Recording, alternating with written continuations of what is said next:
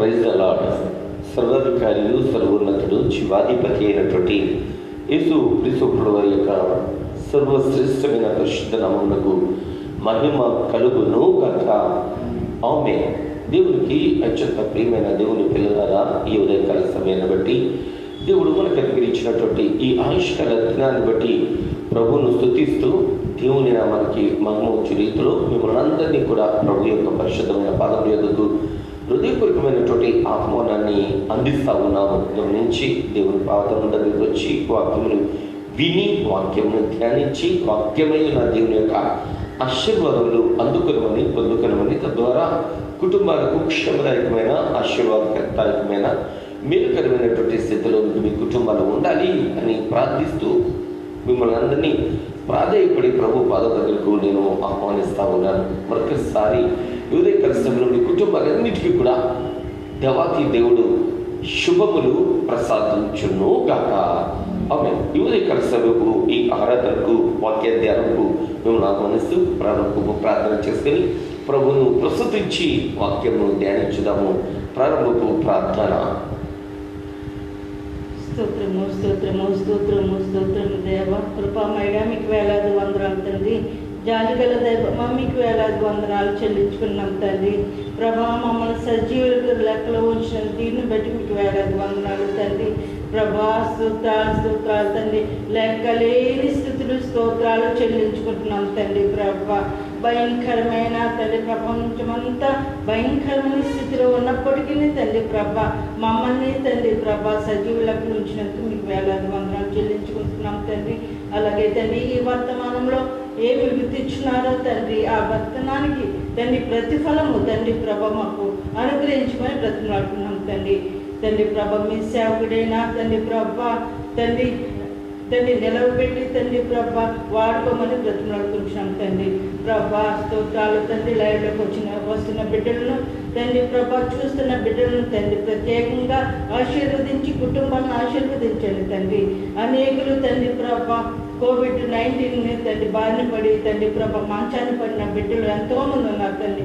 ఒక్కసారి వారిని కనికరించండి తండ్రి ప్రభ, ప్రేమ చూపి తండ్రి ప్రభ వారిని తండ్రి ప్రభ రక్షించమని బ్రతిమలాడుకుంటున్నాం తండ్రి. స్తోత్రాలు చెల్లించుకుంటూ ఇచ్చిన ప్రార్థన కొద్ది మనవులు యేసు నామములో అడుగుచున్నాం తండ్రి. ఆమేన్. ఆంధ్ర క్రైస్తవ కీర్తనల పుస్తకం నుండి పురుషోత్తమ చౌదరి గారు రచించినటువంటి అతి శ్రేష్టమైనటువంటి యేసు క్రీస్తు వారి యొక్క జన్మానికి సంబంధించినటువంటి కీర్తన 64వ కీర్తన. చాలా కీర్తనలు మనము సీజనల్గా వాడుతూ ఉంటాము.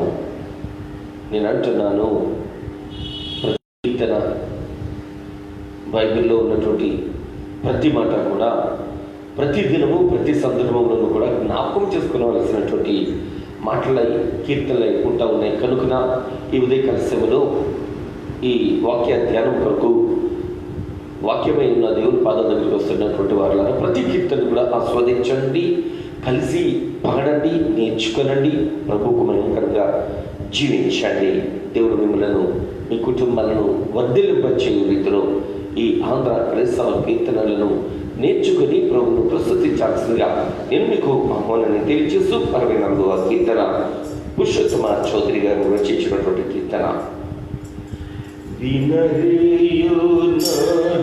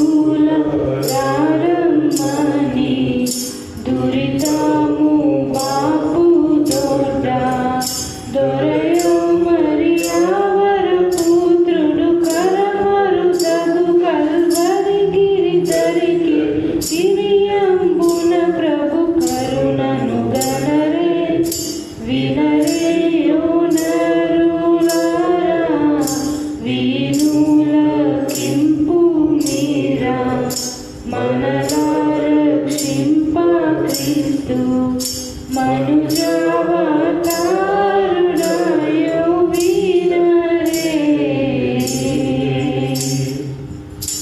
ఆనందమైన మోక్ష మందరికీయ దీక్ష భూనీతనమేని సిలువ మ్రాను నరచి మృతి పొందెను దీనదయా పరుడైన మహాత్ము జానుగయాగము సడిపిన తెరంగిది వినరేయో నరులారా వీణుల కింపు మీద మనలా రక్షింప క్రీస్తు మనుజావతారుడాయో వీరరే. హల్లెలూయా. దేవుని పిల్లారా, గత మంగళవారం యాషావు వివాహం గురించి మనము ధ్యానించి వాక్యంలో ఉన్నటువంటి అనేకమైనటువంటి విషయాలను మనకు పరిశుద్ధాత్మ దేవుడు బోధించిన రీతిని మనము చూచి ఉన్నాము. ఇది నాన్న యాకోబు గారు ఆశీర్వదించబడినటువంటి రీతిని ధ్యానించబోతున్నాం. ఎట్లాగా యాకోబు గారు తండ్రి చేత ఆశీర్వదింపబడ్డారు. ఈ మాటలకు మనము వివరంలోకి వెళ్ళేటి ముందట ఈ ఉదయకాల సమయంలో తల్లిదండ్రులైన వారికి నేను చేతులు జోడించి ఒక మనవి చేయదలిచాను. బిడ్డలు మనకు ఎంత కష్టమైనటువంటి పరిస్థితి కల్పించునను కానీ దయచేసి తల్లిదండ్రులారా, మీ బిడ్డలకు శాపకరమైనటువంటి వచనాలు మీ బిడ్డలను పలకవద్దు అని ప్రభు పేరిట నేను మిమ్మల్ని బ్రతిమాలుకుంటా ఉన్నాను. ఎందుకంటే తల్లిదండ్రులు ఎప్పుడైతే శాపకరమైనటువంటి మాటలు పలుకుతారో అవి తప్పక ఆ బిడ్డల మీద ప్రభావము చూపుద్ది. దానినే మనము ఈ దినము ధ్యానించబోతున్నాం. తల్లిదండ్రులు బిడ్డల ఎడల వాత్సల్యత ఉండొచ్చు, ఒక్కొక్కసారి కోపము క్రోధం కూడా రావచ్చు. ఆ దినాన్ని ఆ సమయాన్ని బిడ్డను అవసరమైతే మీరు ఏదైనా బెత్తం తీసుకొని మీ కసిదీర కొట్టండి, కానీ ఎట్టి పరిస్థితుల్లోనూ మీ నోట శాపవచనము రాకూడదు అని నేను ప్రభు ప్రేమను బట్టి నేను మిమ్మల్ని బ్రతిమాలుకుంటా ఉన్నాను. బిడ్డలను శాపకరమైనటువంటి మాటలతో వారిని మీరు ఎట్టి రీతిగాను మాట్లాడవద్దు, మాట్లాడకూడదు అని నేను తెలియచేస్తూ 27వ అధ్యాయంలో 10వ వచనాన్ని మనం చూద్దాం. నీ తండ్రి మృతు పొందక ముందు అతడు వాటిని తిని నిన్ను ఆశీర్వదించినట్లు నీవు వాటిని నీ తండ్రి యొద్దకు తీసుకొని పోవలను అని తల్లి అయినటువంటి రిబ్కా కుమారుడైనటువంటి యాకోబుకు చేస్తున్నటువంటి బోధ మనం చూస్తుంటున్నాం. ఎందుకు యాకోబుకు ఈమె ఇట్లా చూపుతా ఉంది? 25వ అధ్యాయంలో 28వ వచనాన్ని మనం చూడగలిగితే, ఇస్సాకు యాషావు తెచ్చిన వేట మాంసము తినుచుండెను గనుక అతని ప్రేమించుచుండెను. రిబ్కా యాకోబును ప్రేమించాను. ఎందుకని అంటే యాకోబు ఇంటి దగ్గరే యాకోబు సాధువై గుడారములలో నివసించుచుండెను అని మనం చూస్తుంటున్నాం. 27వ వచనము చివరి మాట. తల్లి చెంత చిన్నోడుంటా ఉన్నాడు, తండ్రికి ఇష్టడుగా పెద్దోడుంటా ఉన్నాడు. ఉన్న ఇద్దరు పిల్లలు కూడా రెండు వేరు వేరు భావము స్వభావము కలిగినటువంటి బిడ్డలుగా అగుపడతా ఉన్నారు. అయితే 27వ అధ్యాయపు ప్రారంభపు వచనము మనం చూడగలిగితే ఇస్సాకు వృద్ధుడై అతని కన్నులకు మంద దృష్టి కలిగినప్పుడు అతడు తన పెద్ద కుమారుడైన ఏశావుతో నా కుమారుడా అని అతని పిలువగా అతడు చిత్తము నాయన అంట ఉన్నాడు. ఎప్పుడు అంటే ఇస్సాకు గారి కన్నులకు మంద దృష్టి వచ్చింది అని మనం చూస్తా ఉన్నాం. యాకోబుకి ఇంకా పెళ్లి కాలేదు, గమనించాలి. యాకోబుకు వివాహం అయిపోయింది. ఒక వివాహం కాదు, 2 వివాహాలు అయ్యాయి. యాకోబుకు మొదటి వివాహం అయ్యేసరికి 40 సంవత్సరాల వయసు, ఇస్సాకు గారికి వివాహం అయ్యేసరికి 40 సంవత్సరాల వయసు. యాకోబులు ఇస్సాకు గారి 60 సంవత్సరాల వయసులో పుట్టినటువంటి బిడ్డలు. ఇద్దరు కవలలు. ఇద్దరికి ఒకమారు పెళ్లి కాల. పెద్దోడు పెళ్లి చేసుకున్నాడు, 2 పెళ్లిళ్ళు చేసుకున్నాడు. చేసుకున్న తర్వాత 27వ అధ్యాయపు ప్రారంభపు మాట చూస్తూ ఉంటే ఇస్సాకు గారికి కను దృష్టి పోయే పరిస్థితి వచ్చింది. పోయింది. 4వ వచనం చూద్దాం. నేను చావక మునుపు, ఇక్కడ ఈ పదాలు చాలా జాగ్రత్తగా చూద్దామే. నేను చావక మునుపు నిన్ను నేను ఆశీర్వదించినట్లు నాకిష్టమైన రుచిగల భోజ్యములను సిద్ధపరిచి నేను తినుటకై నా యొద్దకు తెమ్మని చెబుతుంటున్నాడు పెద్దోడితో తండ్రి. ఈ పదాలు నేను నేను నేను నేను నాకు ఈ మాటలు అక్కడ కనబడుతూ ఉంటాయి. తండ్రి స్వార్థపూరితంగా పోని అనే మన ఫ్యామిలీకి అనట్లా, మన కుటుంబానికి అనట్లా. ఇక్కడ వ్యత్యాసం కనబడతా ఉంది. ఇస్సాకు గారికి కళ్ళు కనిపించట్లేదు. కానీ ఆ వయసులో కూడా మేబీ నేను అనుకుంటున్నాను 100 నుంచి 110 సంవత్సరాల వయసు. అబ్రహాం గారు బ్రతికిన కాలము 175 సంవత్సరాలు. ఇస్సాకు గారికి 100 నుంచి 110 సంవత్సరాలు, లేకుంటే 100 నుంచి 105 సంవత్సరాలు. ఈ మధ్యలోనే ఆయనకి కను దృష్టి పోయింది. ఆయన అంటున్నటువంటి మాట ఏంటి అంటే, నేను చావక మునుపు నాకు ఇష్టమైనటువంటి మంచి మాంసము నా కొరకు నువ్వు తయారు చేసి నా దగ్గరకు తీసుకురా, ఇట్లాగా ఆయన మాట్లాడుతూ ఉన్నారు. దీనికి 175 సంవత్సరాల బ్రతికినటువంటి అబ్రహాం గారికి కను దృష్టి పోలేదు. చక్కని ముసలి వయసులో ఆయన కను మూసినటువంటి పరిస్థితి. మరి ఇంకెందుకు కను దృష్టి ప్రాబ్లం వచ్చింది? ఎందుకు ఈయన ఆరోగ్యం పడైంది? ఆలోచించారా? ఇది రాయనా? ఇది అవసరమా? డెఫినెట్గా ఇది అవసరమే. ఎందుకని అంటే ఆయన ఆరోగ్యం క్షీణిస్తూ ఉంది. ఎందుకో తెలిసిన 27వ అధ్యాయపు ప్రారంభ మాట మనం చదివే ముందట, దాని ముందట ఉన్నటువంటి అధ్యాయపు చివరి మాటలు మనం గమనంలోకి తీసుకోవాలి. ఏమంటా ఉంది? వీరు ఇస్సాకునకును రిబ్కాకును మనోవేదన కలిగించారు. ఎవరు వీరు? యాకోబు తన 2 భార్యలు 3 కలిసి ఈ వృద్ధాప్యంలో ఉన్నటువంటి ఈ తల్లిదండ్రులకు మనోవేదన కలిగించేస్తారు. ఈ మనోవేదన వలన ఇస్సాకు గారికి కను దృష్టి మందగించింది. అంటే ఆయన ఏడుస్తూ ఉన్నాడేమో ఆ కోడలను బట్టి, ఆ కొడుకుని బట్టి. గమనించాలి, ఉదయకాల సమయంలో క్రైస్తవ సమాజమా, నేను బయట ఉన్న ప్రజల కొరకు నేను పట్టించుకోను, నేను మాట్లాడను, వాళ్ళ గురించి నాకు ఆలోచించాలి అనేటువంటి వాళ్ళ రక్షణ నాకు అవసరమే. కానీ అంతకన్నా ప్రాముఖ్యం ఏంటి అంటే, వేషధారులకు బైబిల్ పట్టు తిరుగుతున్నటువంటి ప్రతి ఒక్కరి గురించి నేను మాట్లాడడానికి ఇష్టపడుతుంటున్నాను. క్రైస్తవ సమాజంలో ఉన్నటువంటి జాడ్యాన్ని నేను మీకు తెలియచేయడానికి ఇష్టపడతా ఉన్నాను.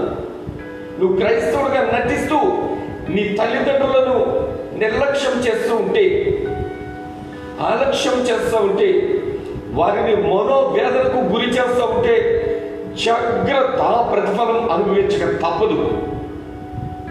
ఇస్సాకు గారు కన్ను దృష్టి సన్నగిలిపోయింది. ఈ పదం వాడి కన్నా కళ్ళు పోయి అంటే బెటర్ వర్డ్. తన కొడుకులను కూడా గుర్తుపట్టలేనటువంటి దయనీయమైనటువంటి స్థితికి ఆ ధనవంతుడు దిగిపోయాడు. ధనం ఉంది, సమృద్ధి అయినటువంటి ధనం ఉంది, అన్ని సమృద్ధిగా ఉన్నాయి, ఆరోగ్యము తప్ప. హాస్పిటల్స్ లో, గవర్నమెంట్ హాస్పిటల్స్ లో ప్రత్యేకంగా ప్రతి గోడ మీద మాట ఉంటుంది, ఆరోగ్యమే మహాభాగ్యము అని. ఇదే లేని పరిస్థితి. ఇస్సాకు గారి జీవితానికి కరువు ఏంటి అంటే ఆరోగ్యం లేదు. తన బిడ్డలను తానే గుర్తుపట్టలేనటువంటి దయనీయమైనటువంటి స్థితిలోకి ఇస్సాకు గారు దిగిపోయారు. గల కారకం యాషావు తన జీవితము సరిలేకపోతే, తను ప్రేమించినటువంటి యాషావు కుటుంబము దౌర్భాగ్యమైన దుర్భరమైనటువంటి పరిస్థితిని, తన వివాహ వ్యవస్థను అతడు చూస్తా ఉన్నాడు, ఇస్సాకు గారు చూస్తా ఉన్నారు.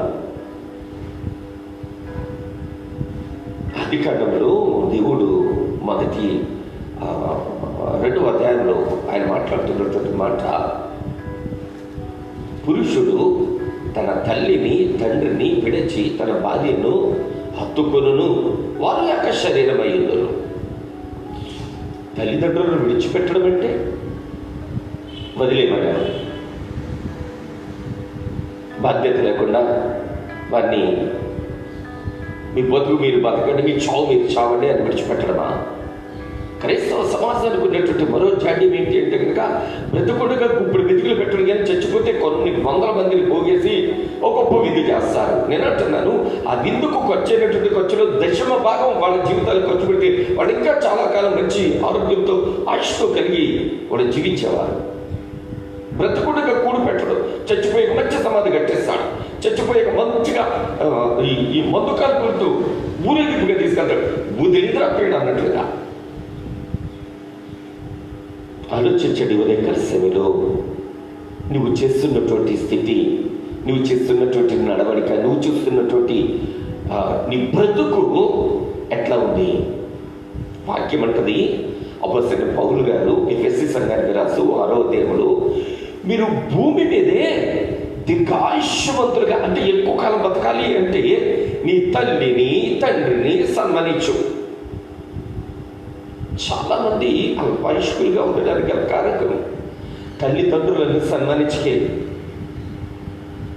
తల్లిదండ్రులను గౌరవించకే, విధేయత చూపించకే.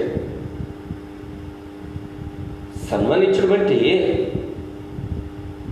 వారికి వారి మాటకు విలువనిచ్చి, వారి మాటను గౌరవించి, వారిని గౌరవించి, వారిని ప్రేమగా చూస్తే ఇది చాలు, ఇది చాలు. సన్మానించడం అంటే చచ్చిపోయాక పెద్ద సమాధి కట్టడం కాదు, చచ్చిపోయాక పెద్దగా బలియ భోజనాలు ఇస్తారని చెప్పుకునేటట్టుగా చేయడం కాదు. సన్మానించడం అంటే వాడు బ్రతికుండగా వారి మాటకు విలువనివ్వడం. ఈరోజు బ్రతికుండగా విలువ ఇవ్వడం కానీ చచ్చిపోయే గొప్ప విలువ ఇస్తుంటాడు. యాషావును అపోస్తలుడైన పౌలు గారు అంటాడు, యాషావు లాంటి భ్రష్టుడైనను వ్యభిచారి అయినను. ఎందుకు భ్రష్టుడు అని పిలుస్తుంటున్నాడంటే, యాషావు వలన తండ్రి సంతోషించలేదు, ఆనందించలేదు, దుఃఖిస్తానే ఉన్నాడు, బాధపడతాడు. ఇప్పుడు ఈ తండ్రి కను దృష్టి మందగించింది అంటే ఆ తల్లి పరిస్థితి ఏంటో ఆలోచించారా? తన యజమానిని చూచి, తనను ఎంతగానో ప్రేమించి కౌగిల్లో బంధించుకొని భద్రపరిచినటువంటి యజమానిని చూచి, తన కుటుంబాన్ని విడిచి వచ్చినటువంటి తన ప్రియమైనటువంటి భార్య, అందమైనటువంటి సుందరమైనటువంటి భార్య, చక్కనైనటువంటి భార్య ఎంత శుష్కించిపోయి ఉంటుందో, తన భర్త కొరకు ఎంత ప్రలాపించుంటుందో, తన బిడ్డడు చేస్తున్నటువంటి ఆ బుద్ధిహీనమైనటువంటి ఆ జీవితాన్ని చూచి ఎంత దుఃఖించుంటుందో ఆలోచించండి. ఉదయకాల సమయంలో ఇస్సాకు గారు 105 సంవత్సరాలకు వచ్చేసరికి ఆయన మాట్లాడేటటువంటి మాట, నా తండ్రి 170 సంవత్సరాలు బ్రతికాడు, కానీ నేను అంతవరకు బ్రతుకుతానని నమ్మకం నాకు లేదు. నాకు ఇప్పుడు 100 దాటే అంతే. కానీ నేను చచ్చిపోయే పరిస్థితికి వచ్చా.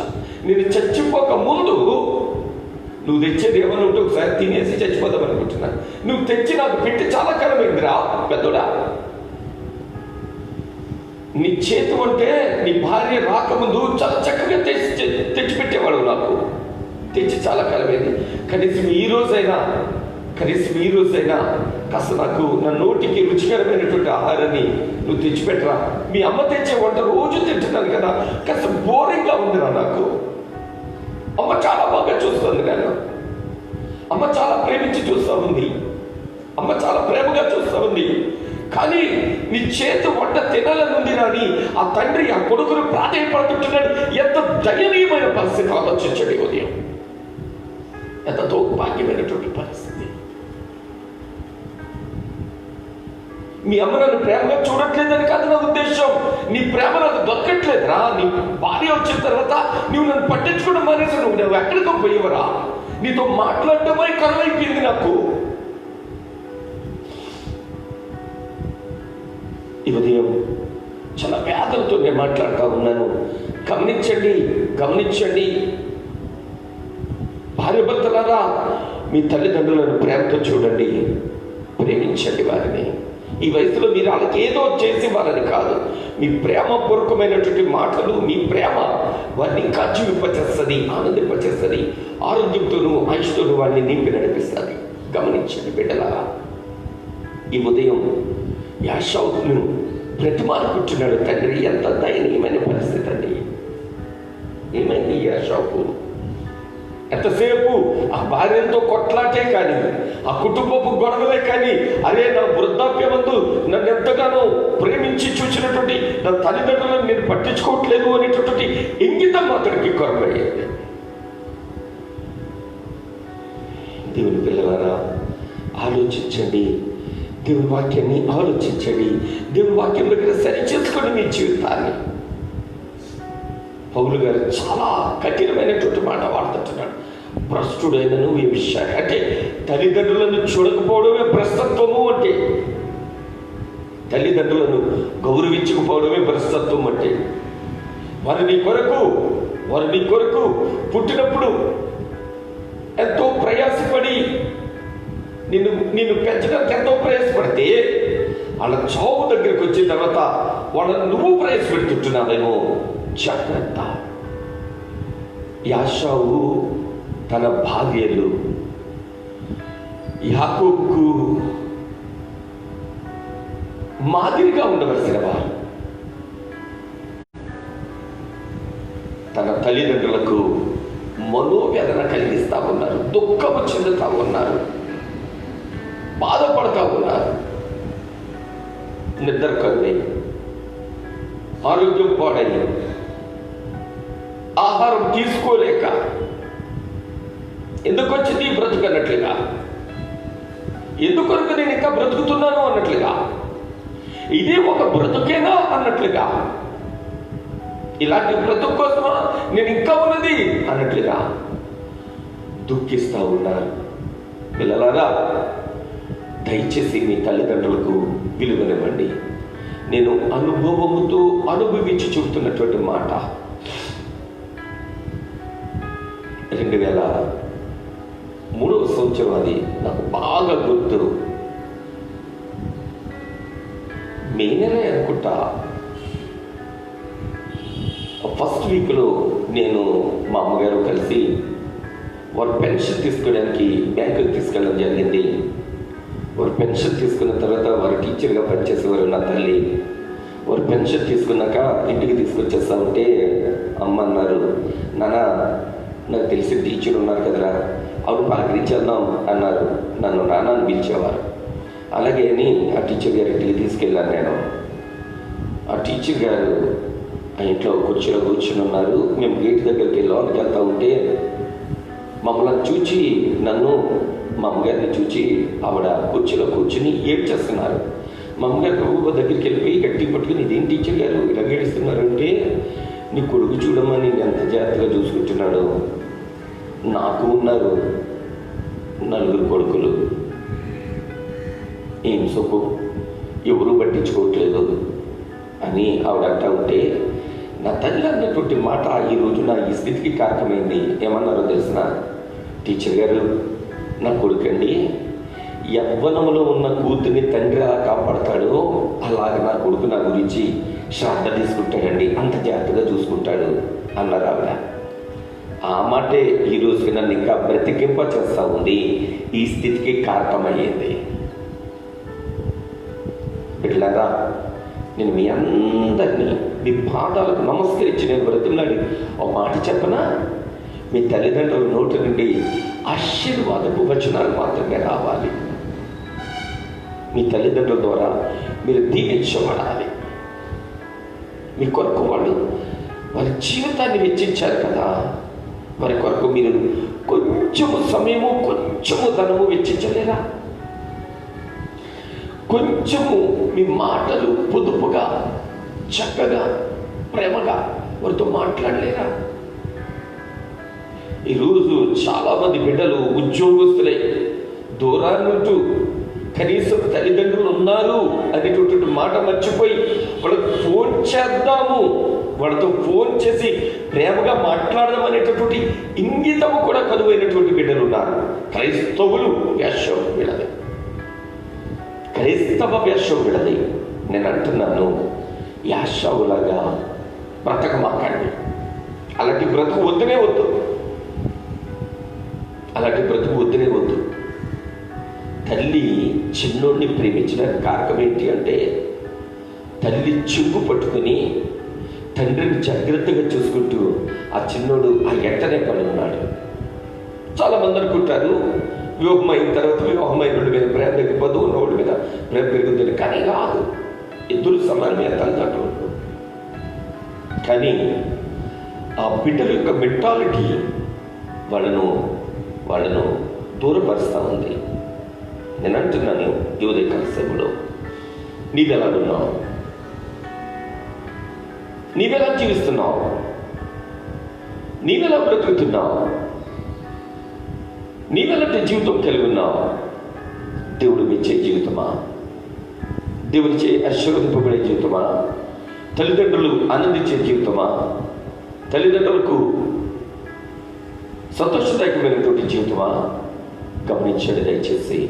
సరి చేసుకునే వాక్యం దగ్గర స్థిరముగా ఉండండి. భక్తిలో దేవుడికి మహిమైన నొప్పి చేతిలో మీరు బ్రతకండి. వాక్యమైన దేవుడు మనల్ని హెచ్చరిస్తూ ఉన్నాడు. చాలాసార్లు చాలామంది యాకోబుల దగ్గరికి వచ్చేసరికి చాలా కాంట్రివర్షియల్ వర్డ్స్ వాడుతూ ఉంటారు. నేను అంటున్నాను, అతడి బుద్ధి సరిలేకని మొదట చంచలమైనటువంటి మనస్సుతో కూర కాల్చబడి జస్సంతో నమ్ముకున్నాడు. ఇక్కడికి వచ్చేసరికి భార్యల పచ్చన చేరి తల్లిదండ్రులను విడిచిపెట్టినటువంటి వ్యక్తిగా అగుపడతా ఉన్నాడు. భార్యను హత్తుకొని ఉండాలి. ఎందుకని అంటే ఆమె ఎక్కడి నుంచో తన పుట్టింటిని విడిచి తన తల్లిదండ్రులను తన స్వజనులను విడిచి అతని దగ్గరికి వచ్చింది కాబట్టి హత్తుకోవాలి. శరీరమై ఉండడం అంటే శారీరక కలయికని కాదు, ఇద్దరిని ఒకే మాట ఒకే తాత్పర్యంలాగా ఉండాలి. అంతేగాని అన్నారు కదా అని తల్లిదండ్రులను నిర్లక్ష్యం చేసి అలక్ష్యం చేసి దూరం చేసుకుని బ్రతకమని కాదు.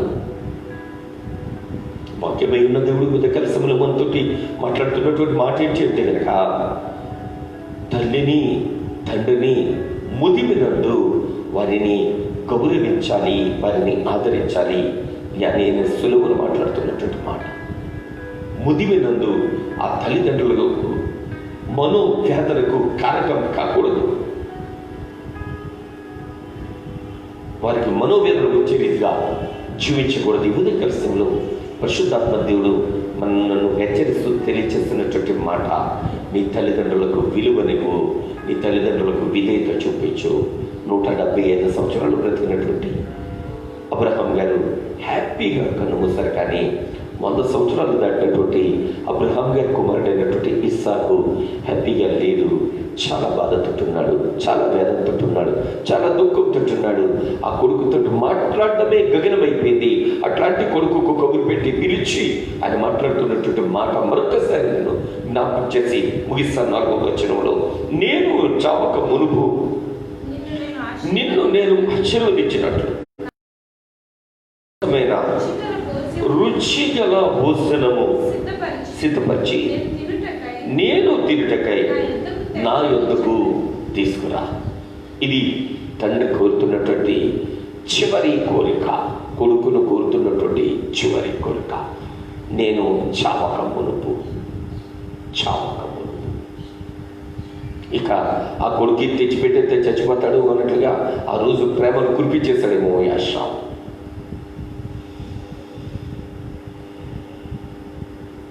ఆలోచించండి దోస్తు,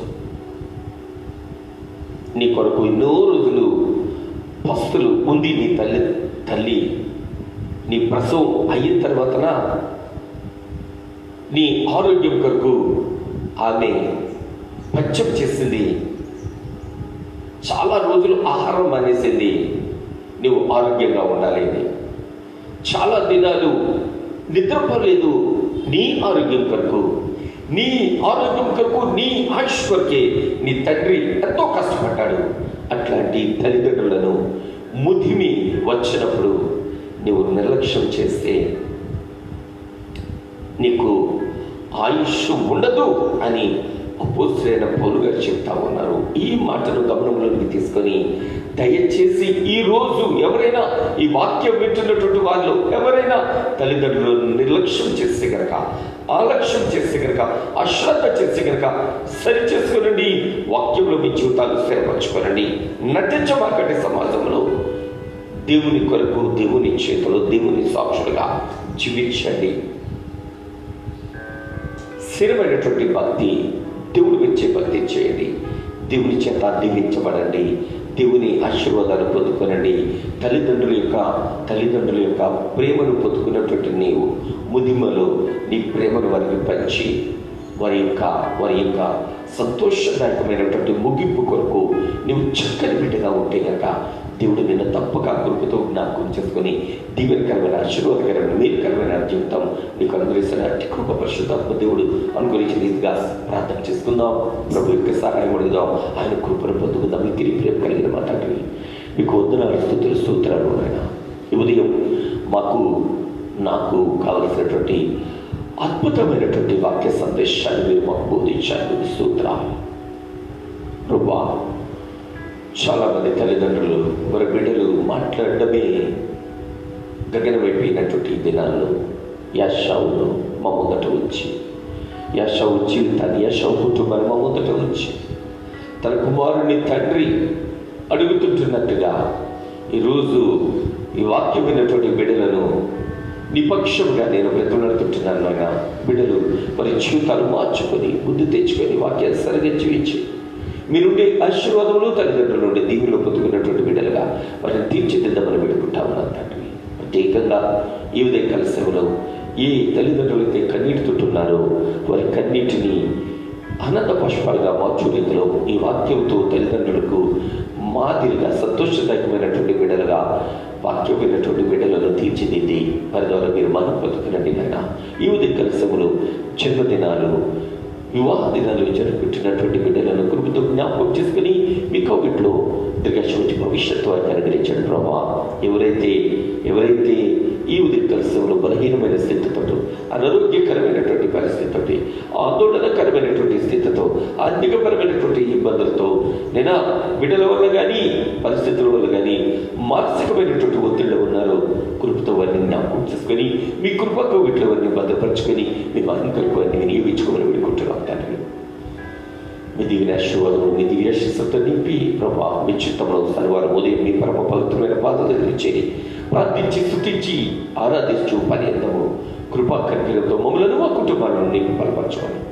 మీ దివ్యాశీస్సులు, మీ దివ్య ఆశీర్వాదములు మా పైనను, మా కుటుంబాల పైనను మెండుగా నిండుగా అనుగ్రహించమని మమ్మలను, మా గ్రామమును, మా మండలమును, మా జిల్లాను, మా రాష్ట్రమును, మా దేశమును, మా ప్రపంచమును మీ దయగల పరిశుద్ధ పదముల యొక్క సమర్పించి భద్రతను, క్షేమమును, ఆరోగ్యమును, ఆయుష్ను అనుగ్రహించమని వేడుకొట్టు మా ఆత్మీయులను మీ పాదాల దగ్గర జ్ఞాపకం చేసుకుంటున్నాం. మా తోబుట్టువులను మీ పాదాల దగ్గర జ్ఞాపకం చేసుకుంటున్నాం. మా బంధువులను మీ పాదాల దగ్గర జ్ఞాపకం చేసుకుంటున్నాం. మా యొక్క స్నేహితులను మీ పాదాల దగ్గర జ్ఞాపకం చేసుకుంటున్నాం. మా యొక్క విశ్వాస సమాజంలో మీ పాదాల దగ్గర జ్ఞాపకం చేసుకుంటున్నాం. మా ఆత్మీయ దైవజనులను మీ పాదాల దగ్గర జ్ఞాపకం చేసుకుని ప్రతి ఒక్కరికి క్షేమ సౌఖ్య సంతోష సమాధానాలతో ఆరోగ్య ఐశ్వర్యం శక్తితో నింపి భద్రపరచుకొని యేసు క్రీస్తు ప్రభువు వారి దివ్యమైన పరిశుద్ధ పాదం చేత ప్రార్థిస్తున్నాము తండ్రి. ఆమేన్. తండ్రి, కుమార, పరిశుద్ధాత్మ త్రియేక దేవుని దివ్య ఆశీర్వాదము మనకును మన కుటుంబాలకు నిండుగా మెండుగా తోటి సంశృష్టాల్లో ఆయన కృపక విట భద్రపరచుకోగాక. ఆమేన్, ఆమేన్, ఆమేన్. అందరికీ వందనాలు. తిరిగి సర్వారు ఉదయం పరమ పవిత్రుడైనటువంటి దేవుని పరమ పవిత్రమైన పదం యొక్క కలుసుకొని పర్యంతము మీకు మీ కుటుంబాలకు క్షేమమవును గాక. ఆమేన్, ఆమేన్, ఆమేన్. అందరికీ వందనాలు.